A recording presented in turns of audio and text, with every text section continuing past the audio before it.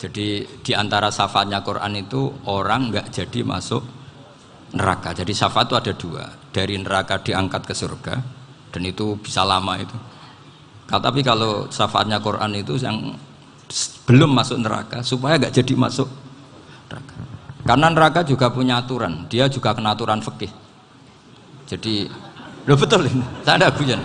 Jadi kena konstitusi apa? Fikih.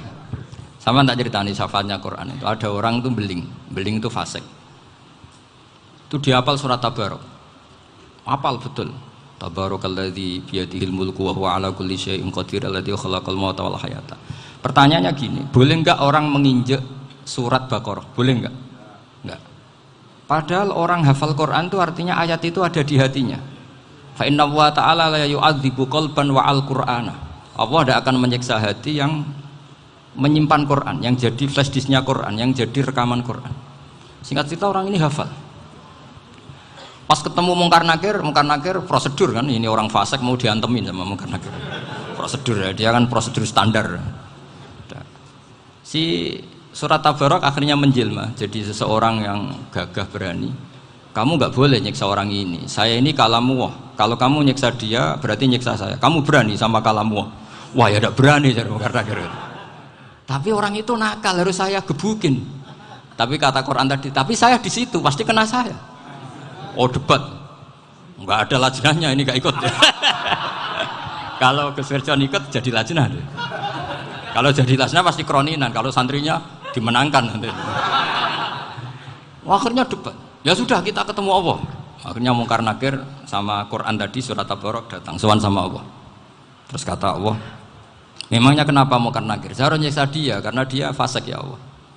Memangnya kenapa surat Tabarok? Saya ada di situ. Menurut aturan orang tuh nggak boleh injak-injak Quran. Kalau dia nutuk saya, nutuk Quran. Itu harus dikasih tahu fikihnya Mungkar Nakir. Akhirnya Allah ngendikan gini ke surat Tabarok. Ya sudah terserah kamu. Kalau terserah kula Gusti, Mungkar Nakir nggak boleh nyentuh orang ini. Ya sudah selamat. Sehingga terus itu sama baca di termasuk mukjizatnya surat Tabarok di tafsir Ibnu Katsir banyak. Karena tadi logikanya malaikat itu juga kena aturan fikih. Sehingga banyak ulama termasuk Said Muhammad ngendikan pertanyaan Mungkar Nakir itu tidak semua orang kena.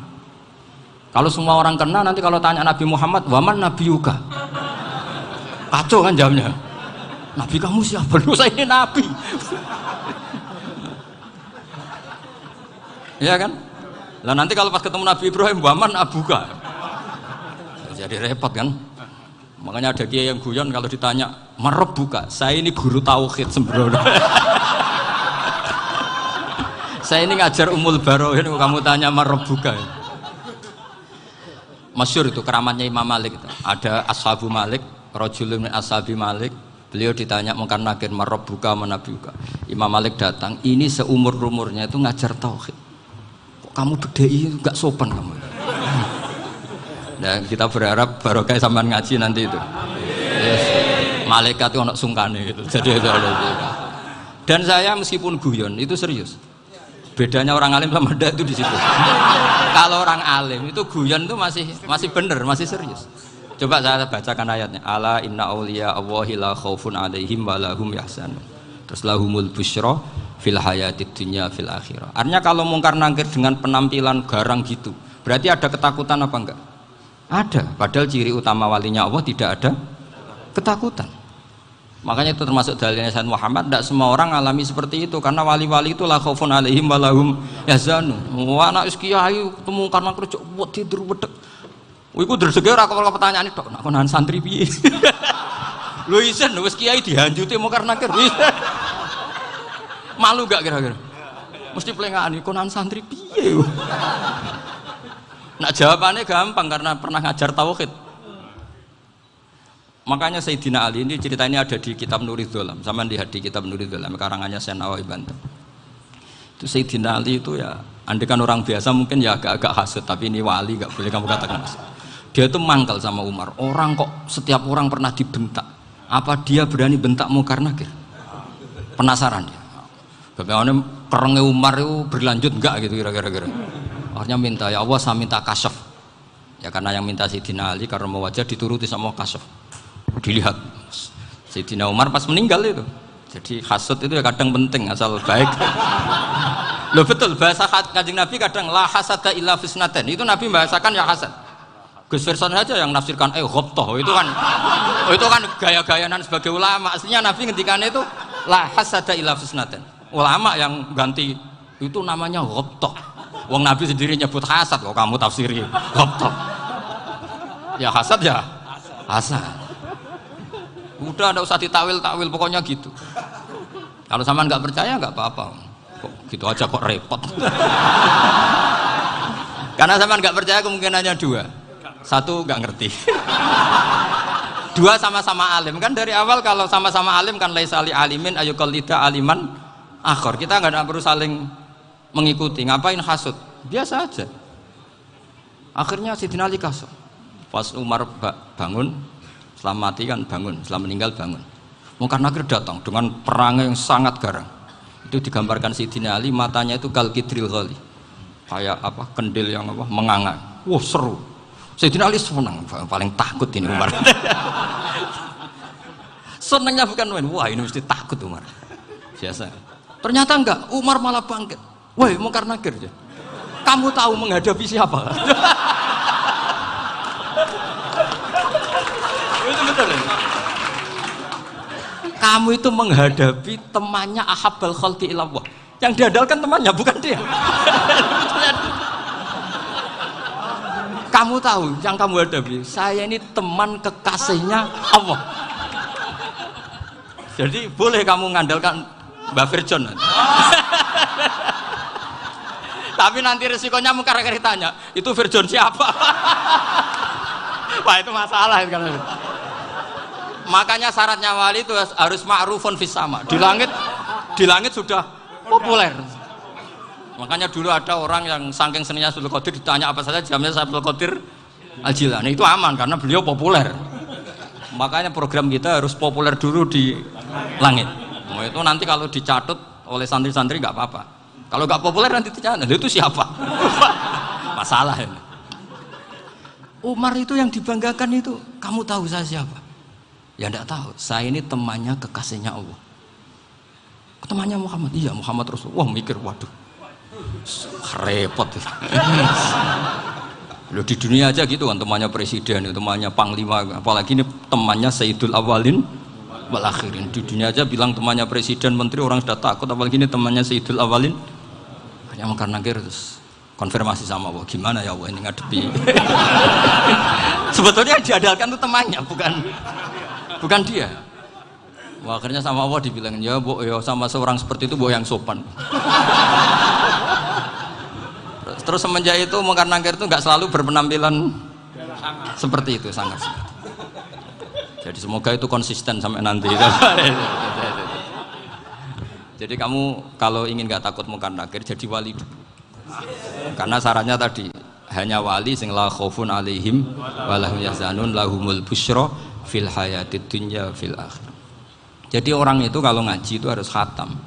Jangan semuanya kena pertanyaan. Dan kalau semuanya kena pertanyaan nanti repot. Kalau Nabi Muhammad ditanya waman Nabi juga. Nabimu siapa? Lu kan terus jadi aneh. Jadi makanya ngendikane Sayyid Muhammad semua ulama lah, enggak ada am kecuali ditaksis. Kecuali sifatnya Allah, misalnya bikulli syai'in alim ya benar-benar bikulli syai'in. Tapi kalau am semuanya pasti ada taksis, meskipun dalam muhawarah muhadasah biasa. Misalnya contoh gampang, istri kamu baru seneng kamu, mas nak pengen popo itu lapor aku, gak popo mas, mesti aku seneng sama lapor. Iku dia pengen wayo, wah langsung jadi apa wae, mesti apa wae, maksudnya kecuali itu. Gitu. Padahal kalau ngomong, mas sampean ingin apa saja tak dukung, sampean bilang. Pengen iku wayo. Kira-kira disetujui apa enggak? Sama seperti kita kalau punya teman akrab, wah senang omahku gak apa-apa, anggap ya omahmu dewe. Terus mlebu-mlebu kamar. Jadi tidak ada am kecuali ditaksis. Artinya kalau ada cerita bahwa orang mati pasti ngalami ditanya Munkar Nakir, itu pasti ada am yang ditaksis. Itu pasti enggak dialami para anbiya, para ya, karena ciri utama wali itu la khaufun alaihim walahum yahzanun. Kemudian saya yang mau cerita ya supaya sampean bisa menghadapi dunia global ini. Tak bawa tafsir Munir termasuk tadi. Kenapa orang Islam Rasulullah SAW itu lebih senang kalau yang menang itu orang Nasrani Romawi ketimbang yang menang itu orang Faris, dalam hal ini ateis. Karena orang ateis itu lebih ngeri. Sebetulnya beberapa penemuan sains, terutama di ilmu medis, itu orang Amerika, kayak cloning. Tapi orang Amerika itu masih dilarang oleh gereja untuk mengaplikasi. Karena nanti bayi cloning itu dipakai suku cadang. Di Amerika masih ditentang oleh fatwa-fatwa agama, baik Islam maupun Kristen. Tapi di Cina itu dipraktekkan. Karena nggak ada halangan agama. Di Cina itu biasa ada kondom diolah lagi jadi alat-alat aksesoris. Di Amerika tidak ada karena masih ada agama, masih ada larangan. Sehingga orang Islam itu lebih takut kalau yang menang itu Persia, karena terus cara berpikir ternyata Tuhan itu tidak ada, langit nggak ada perannya. Jadi ketika yang menang Nasrani masih berpikir itu pertolongan Tuhan, meskipun mungkin cara mengatakan Tuhan beda dengan kita. Tapi ada satu kesamaan bahwa kekuatan samawi itu ada. Nah, itu disebut ghulibatir rum fi adnal ardi wa hum mim ba'di ghalabihim sahlibun. Di sini diterangkan oleh Syekh Nawawi supaya kamu tidak salah paham. Sebetulnya kamu katakan misalnya wah itu paham liberalisme, sebenarnya saya tidak tersiksa. Cuma takut yang mengatakan seperti itu cek goblokir atau ngaji gitu. Itu aja masalah saya. Ini saya baca ini karangannya Syekh Nawawi, karena tadi kata Mbah Firjon ngaji itu harus sama orang yang bersanad. Saya ini kalah sama beliau itu berkali-kali. Secara nasab saya harus manggil Mbah. Secara silsilah ilmu saya juga kalah lagi. Saya sering disewani sama cucu-cucu Syekhona Khalil. Kiai Siddiq itu termasuk murid dekat beliau, Syekhona Khalil. Kalau itu berarti kan Gus Firjon, Ahmad, terus Mbah Siddiq. Mbah Siddiq ngaji Syekhona Khalil. Syekhona Khalil itu pernah ngaji langsung sama Sayyid Zaini Tahlan. Berarti beliau dari Sayyid Zaini Tahlan itu baru generasi kelima. Sementara saya itu sudah ke-7 atau ke-6. Saya, Mbah Mun, Mbah Karim misalnya, Mbah Hashim, Mbah Mahfud Termas, Sayyid Abi Bakar Sato yang arangnya Anatul Tolibin, baru Sayyid Zaini Tahlan. Berarti saya ke-7, kalah lagi. Tapi untuk jadi wali biasanya cepat saya. Karena syaratnya jadi mbah itu ngalah demi putu. Jadi kalau beliau ngotot, saya dulu Gusti, saya mbahnya. Wah itu mbah yang nggak baik. Pasti jatahnya dikasihkan apa? Cucunya dulu. Makanya Abdul Muthalib itu orang yang dapat wangsit, tapi yang jadi nabi itu cucunya. Jadi dalil saya banyak. Sebenarnya Abdul Muthalib itu sudah sering dapat wangsit. Karena saya bahasakan wahyu, Nabi yang protes, enggak nabi kok dapat wahyu. Tapi sebetulnya Abdul Muthalib itu masyhur. Kalimat-kalimatnya menunjukkan bahwa beliau itu sudah dapat wahyu kalau nanti cucunya itu jadi apa? Nabi. Makanya senangnya bukan main Abdul Muthalib sama Rasulullah. Putu seneng, mbah seneng putu. Jadi mungkin, jadi sampean enggak usah protes loh. Yang jadi wali kok cucunya. Dulu betul. Dulu Mbah Hamid Pasuruan itu kalau Mbah Ahmad Siddiq ke sana, Mbah Hamid Pasuruan kalau manggil Mbah Ahmad Siddiq itu paman. Tapi pamannya minta ijazah ke ponaan. Apa ya gara-gara itu memang. Kalau itu masih berlaku apa? Ngalah tadi. Kayaknya masih apa? Hawane masih. Karena melihat tren-tren langit masih gitu kayaknya masih. Masih itu. Ya, tapi mbahnya tetap dapat jatah, tenang saja nanti. Tapi memang sebaiknya mbah itu legowo. Rasulullah Muhammad SAW itu terkenal min dzurriyyati Ibrahim. Tapi kata Rasulullah, ana dakwatu Ibrahim wa bisyaratu Isa. Aku nganti ngene iki barokah dongane Nabi siapa? Ibrahim. Jadi dongane Nabi Ibrahim nggih tiba teng putu. Jadi banyak bukti bahwa jatuhnya ke putu gitu. Tadi saya di kamar sama beliau berduaan. Nih Mbah sing dadi wali dhisik ndi? Aku wae Mbah. Cocokan tadi. Nah, kenapa saya akhir-akhir ini gulirkan daftar wali? Kenapa? Saya ini resah ya, orang sudah ingin dicintai pejabat, dicintai tetangga, dicintai teman. Tapi kadang-kadang orang lupa lagi dicintai Allah. Makanya saya meskipun guyon, tapi ini amdan, bukan sahwan. Supaya orang punya cita-cita lagi jadi wali, ingin dicintai Allah. Kita ini terlalu lama ingin dicintai makhluk. Mbok ya naik kelas sedikit lah. ingin dicintai Allah Subhanahu wa Ta'ala. Meskipun saya guyon, tapi tadi guyon saya tuh lebih serius ketimbang serius Anda. Karena tak pikir. Saya tuh kalau pergi itu seneng ngebis, bukan karena saya tidak punya mobil, tapi saya sering mau butuh itu supaya gak diganggu. Karena saya tuh harus punya waktu sendiri. Kalau bis kan ketemu orang nggak kenal, tapi sekarang ya agak susah, banyak yang kenal. Dan susahnya lagi gak minta ijazah, minta foto. Aduh. Repot tuh. Mau dibenci itu umatnya Rasulullah Shallallahu Alaihi Wasallam. Mau disetujui itu sanatnya mana? Kalau ketemu orang alim minta apa? Foto. Itu nggak ada sanatnya. Nggak tahu saya itu mazhab dari mana itu.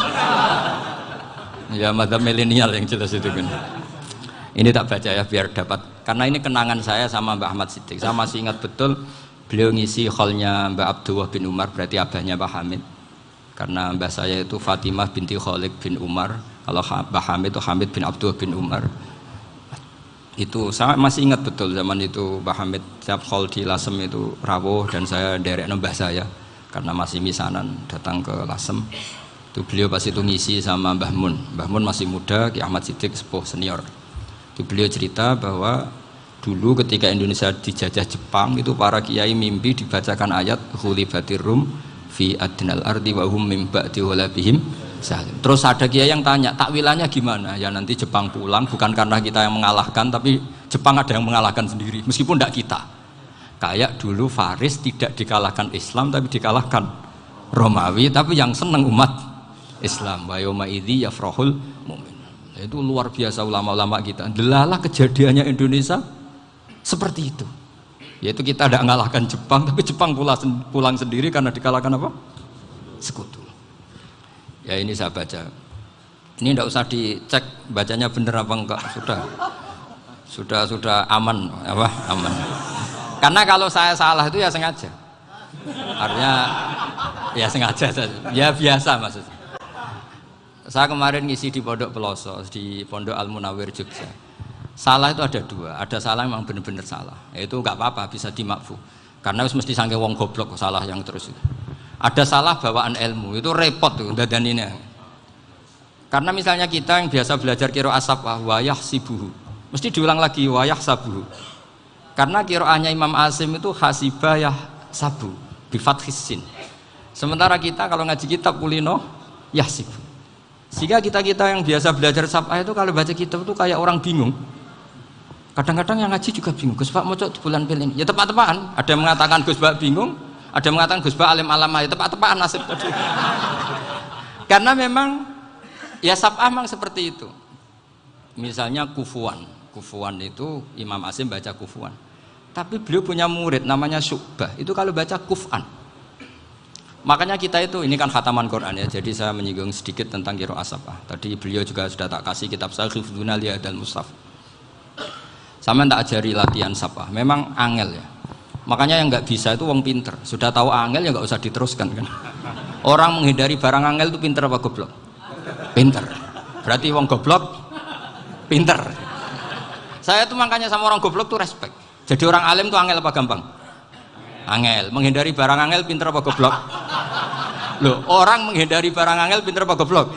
Pinter. Berarti wong goblok pinter. Jadi saya sama orang-orang goblok itu respect. Sudah tahu jadi orang alim angel ya barang angel ya harus dihindari.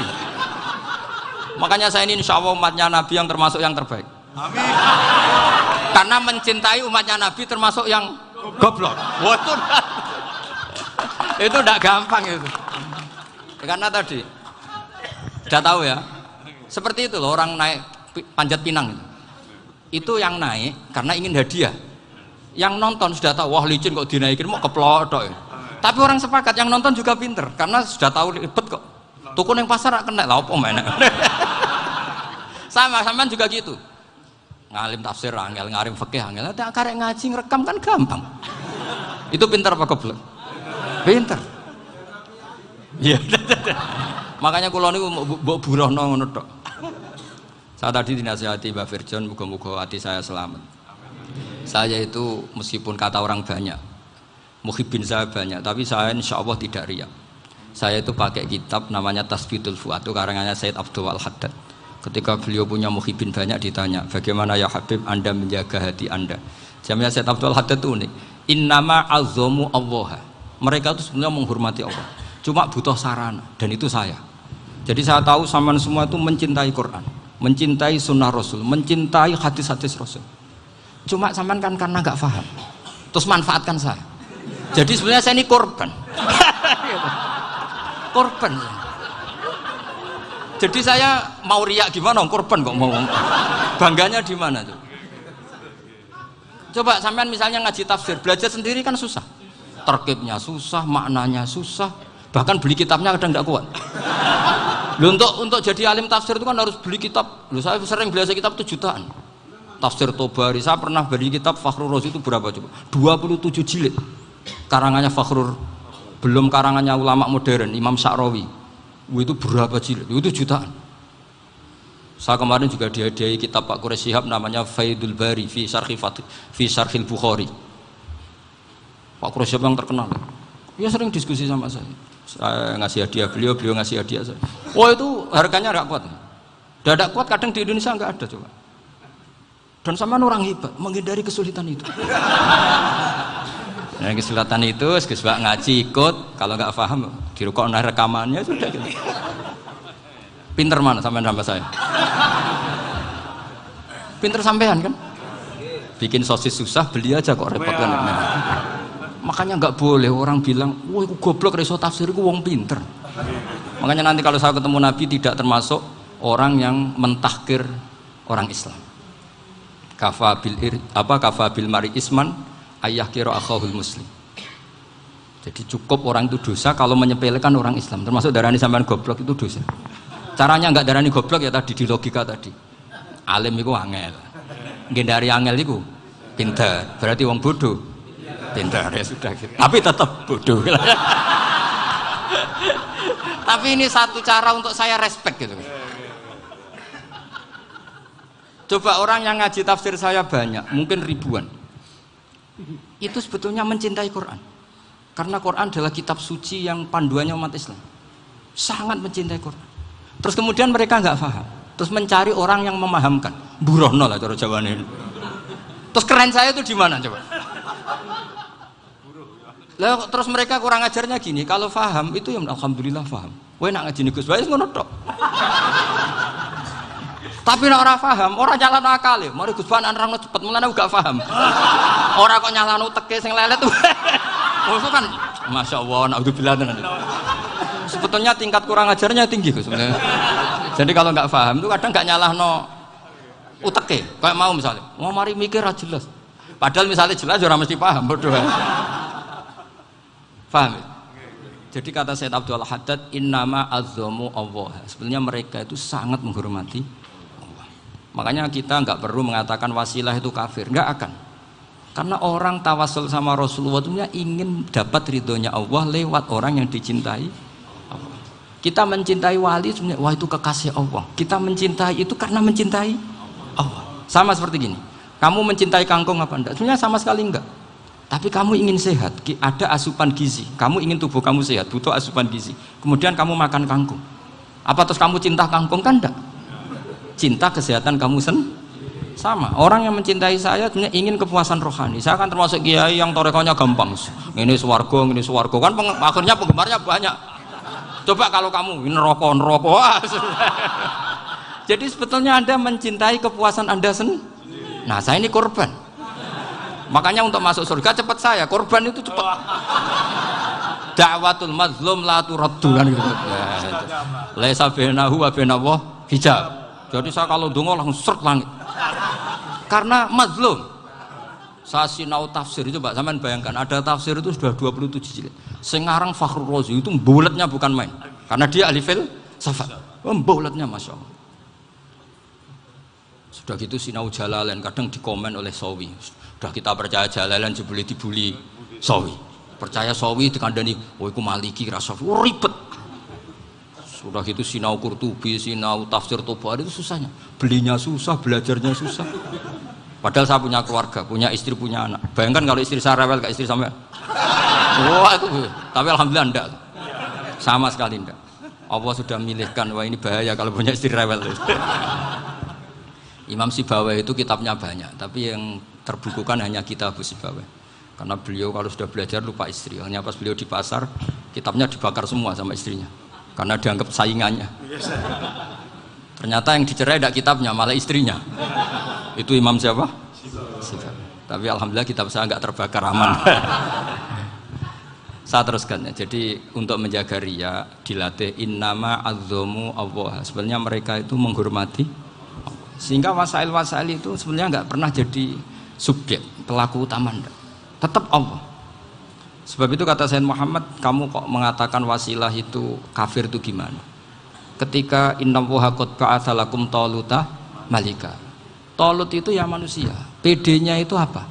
Inna ayata mulkihi ayyatiyakumut tabut fihi sakinatum mir rabbikum wa baqiyatum mimma taraka alu Musa wa alu Haruna tahmiluhul malaika. Jadi beliau PD itu kalau bawa sunduk semacam peti sakti, sing di situ ada baqiyatum mimma taraka alu Musa wa alu Haruna tahmiluhul malaika. Ya kayak semacam jimat. Tapi saya bukan mensyariatkan jimat enggak, karena nanti banyak penjual yang pembohong juga gitu loh. Cuma cerita, kamu tidak usah mengatakan kafir. Dulu Talut PD-nya kalau bawa sunduk semacam peti kesaktian yang di situ ada baqiyatum mimma taraka alu Musa wa alu Haruna tahmiluhul malaika. Sehingga Khalid bin Walid meskipun beliau sahabat dan menyaksikan wajah Rasulullah SAW, itu bawa sya'aratun min sya'aratihi Rasulullah SAW, bawa rambutnya Nabi. Perang kemana-mana itu diletakkan di pecinya. Nanti sama tanya lagi, masa pakai peci Khalid bin Walid ini? Wah panjang, sampai itu repot. Sampai tak warai ngaji usul fikih. Usul fikih itu kalau ngaji itu ada istilah tangkihul manat. Ini mesti ini wilayah yang kita bisa berdebat sama Mbah Firjon. Dulu itu musuh saya karena saya makili Anwar, beliau makili Peloso. Tapi tahu-tahu kalah tua terus saya mengundurkan diri.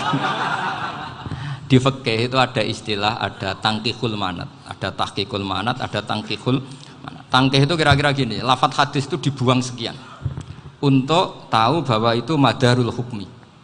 Misalnya gini, tak beri contoh paling gampang. Sama harus paham, kalau nggak paham nggak pinter-pinter.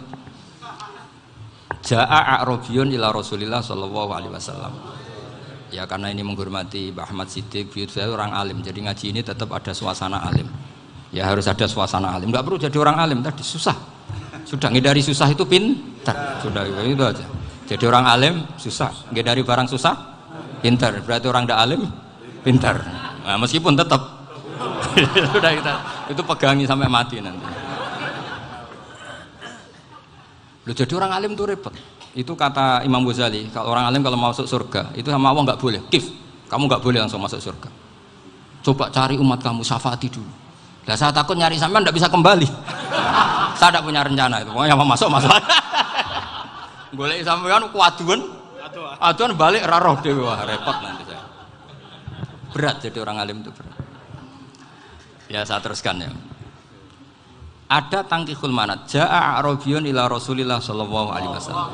Faqala ahlaktu wa ma ahlakaka qal waqatu imraati fi nahari Ramadan. Ya cerita, saya ini rusak ya Rasulullah. Kenapa? Karena saya menjima istri saya fi nahari Ramadan. Terus kata Nabi, kamu harus bayar kafarah. Napa Nabi kafarah? Puasa 2 bulan. Wong baru 1 hari aja terjadi gitu kok disuruh puasa 2 bulan. Ya tidak kuat ya Rasulullah. Baru berapa hari saya puasa aja kecelakaan seperti itu. Apalagi kalau sampai 2 bulan. Enggak ya Rasulullah. Ya sudah kalau gitu kamu pertama ngasih makan apa? Idku raqabah kan, pertama merdekakan budak. Tapi kan sekarang nggak ada budak makanya terus sekarang langsung puasa. Wah ini nggak bisa semua. Ya sudah ngasih makan orang 60. Kasihkan siapa ya Rasul? Ya orang fakir. Saya ini paling fakir. Di kampung saya ini orang paling fakir. Jadi mulai dulu orang fakir itu hubungan suami istri itu paling lancar mulai dulu. Makanya orang fakir itu anaknya banyak karena hiburannya hanya itu. Wong Ramadan aja. Coba mau ke ATM nggak punya uang, mau antri di bank nggak punya, mau apa coba? Itu mulai dulu. Ini sanatnya mutasil. Wah, akhirnya sudah sanksinya kan tadi ya idku raqabah atau puasa 2 bulan berturut-turut atau ngasih makan 60 orang miskin. Lalu kata ahli usul fikih, kata a'rabi dibuang, nggak menjadi catatan hukum. Orang kota pun kalau melakukan itu juga kena sanksi yang sama. Imro'atahu juga dibuang. Andai kan itu dilakukan untuk amatnya juga ketentuannya sama. Nah sekarang perdebatan antara Imam Syafi'i dan Imam Malik begini. Sekarang pertanyaan gini, jima istri itu hukumnya boleh apa haram? Boleh kan? Lalu kalau ada orang tanpa udzur kemudian makan siang-siang, cara Imam Malik hukumnya sama, harus kena sanksi yang sama. Karena sama-sama hadku hurmati Ramadan bi ghairi udzrin syar'iyyin. Sama-sama merusak hukum Ramadan tanpa udzur syar'. Lo jima itu tidak zina. Kan hukumnya jaiz. Nah, sekarang makan hukumnya jaiz, harusnya juga kena ketentuan yang sama. Cara pikirannya Imam Malik. Nah, alhamdulillah Imam Syafi'i gak setuju. Wah, cara setuju repot. Bahkan orang-orang Syafi'i sudah punya khilaf, kalau gitu minum dulu. Iya, biar gak kena. Iya, biar iftarnya pakai minum. Setelah minum baru jima kan. Ini sudah menyiapkan khilafnya. Ini khas Syafi'i ini, bongsong rekayasa hukum. Nanti bisa belajar jauh cara ngakali hukum. Makanya guyonan yang masyhur Gus Dur itu gitu.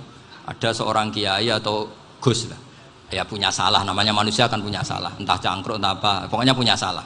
Ada wartawan yang ngiranya semua kiai itu orang suci, sehingga tanya sama Gus Dur, Gus itu ada kiai kok, ya pokoknya salah lah.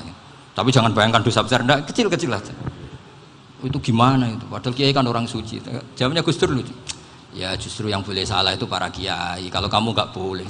Loh, kok bisa Gus? Karena mereka tahu caranya tobat. Repot. Kalau kamu nggak tahu caranya. Sama pelanggaran hukum itu ya harus pakar-pakar hukum. Itu yang tahu caranya rekayasa. Kalau kamu ya kena pasal kan ya. Jadi kamu jangan niru saya ini punya sekian cara untuk nah, itu namanya khilah.